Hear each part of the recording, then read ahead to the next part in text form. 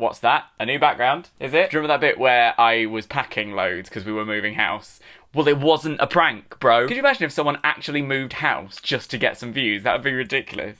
So we live above Dodie and Hazel now. So if you're watching going, oh, that room looks familiar, it's because this is Dodie's room just 2 floors higher and with no bunk bed because I'm an adult. It's literally like Friends. The other day I was just kind of cleaning the kitchen and then I opened the door to the balcony and like had a lean over, just looking around. I heard this noise downstairs and oh, look, there's Hazel. Dodie was like, oh my God, it's going to be so exciting. Wouldn't it be so cool if I could just sort of like climb up onto your balcony or use the stairs in the front door? You can do that too. Anyway, why am I here? I was part of the Balancing Life and YouTube panel at Summer in the City this weekend previous. Ironic, really, given that I am awful at balancing life and YouTube. Actually, that's probably why I was there. They couldn't have a bunch of together people preaching. They had to have someone on the panel that was a complete mess. A prime example of how not to do it. These are the mistakes to avoid. We talked about stuff like how much of our personal life we're going to share, how to switch off when you're around people who don't do YouTube, because believe it or not, and I'm not sure I do, there are some who don't entertain this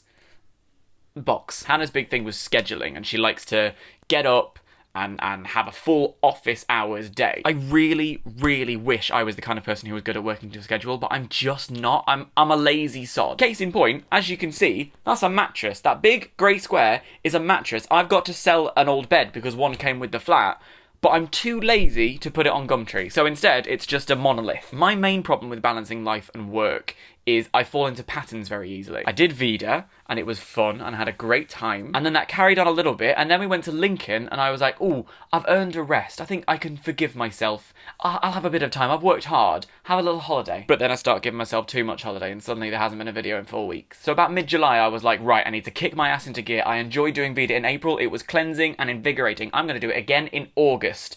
And then I moved house, went to Alton Towers, we did Summer in the City, and then I took on a short film, so kind of went out of the window, didn't it? Just before August, I tweeted saying, yo, I was going to do Vida, but I'm going to come up with something different to make it up to you. And someone was like, why don't you do a video a week? Which, if it was sarcasm, was fucking funny. But if they were being genuine, I need to take a long, hard look at myself because that's like a basic requirement for my job. I'm self-employed and I'm not even passing my own 3-month probation period. I need to buck up my ideas or really reconsider my future with Daniel J Layton Enterprises. I might fire myself. Obviously, I'm going to cut myself some slack doing Vida at a time when I'm trying to move house. That's just foolish. It's unreasonable, so we need some reasonable goals. Hence, VAMAICA.